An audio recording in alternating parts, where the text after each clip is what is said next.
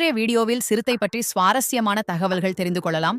சிறுத்தைகள் மனித கண்களை விட 6 மடங்கு சிறப்பாக இரவில் பார்க்க முடியும். இது அவற்றை இரவு வேட்டைக்கு தகுதியான கொலைகாரர்களாக மாற்றுகிறது. சிறுத்தைகளின் உடல் அமைப்பு முழுவதுமே வேட்டைக்கு ஏற்றவாறு வடிவமைக்கப்பட்டுள்ளது. ஆமாம், அவற்றின் தசைகள் மிகவும் வலிமையானவை. சராசரியாக 60 முதல் 70 கிலோ எடை கொண்ட இந்த விலங்குகள் மணிக்கு 58 கிலோமீட்டர் வேகத்தில் ஓட முடியும். ஆனால் இந்த வேகத்தை குறுகிய தூரத்திற்கு மட்டுமே பராமரிக்க முடியும். சிறுத்தைகளின் வேட்டையாடும் முறை எப்படிப்பட்டது தெரியுமா? மிகவும் தந்திரமானது. பொதுவாக மரங்களில் மறைந்திருந்து இரையை கவனித்து சரியான நேரத்தில் தாக்கும். அவற்றின் நகங்கள் உள்ளே இழுத்துக் கொள்ளக்கூடிய வகையில் அமைந்துள்ளன. இதனால் நடக்கும்போது கூர்மை குறையாது. பெரும்பாலும் சிறுத்தைகள் தனித்து வாழும் இயல்பு கொண்டவை. ஆனால் பெண் சிறுத்தைகள் குட்டிகளுடன் 18 மாதங்கள் வரை இருந்து அவற்றுக்கு வேட்டையாடுவது உள்ளிட்ட அனைத்து திறன்களையும் கற்றுக் கொடுக்கும்.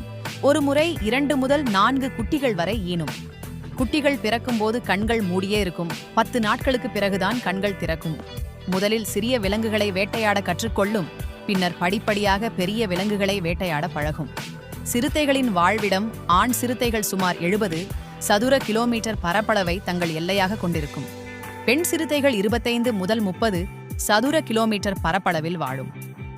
தற்போதைய நிலையில் சிறுத்தைகள் எதிர்கொள்ளும் சவால்கள் காடுகள் அழிக்கப்படுவது பெரிய பிரச்சனை.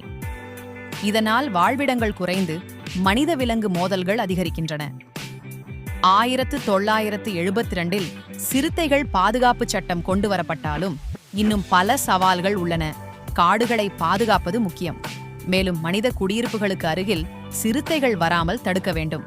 விழிப்புணர்வு ஏற்படுத்துவதும் சட்டங்களை கடுமையாக அமல்படுத்துவதும் அவசியம்.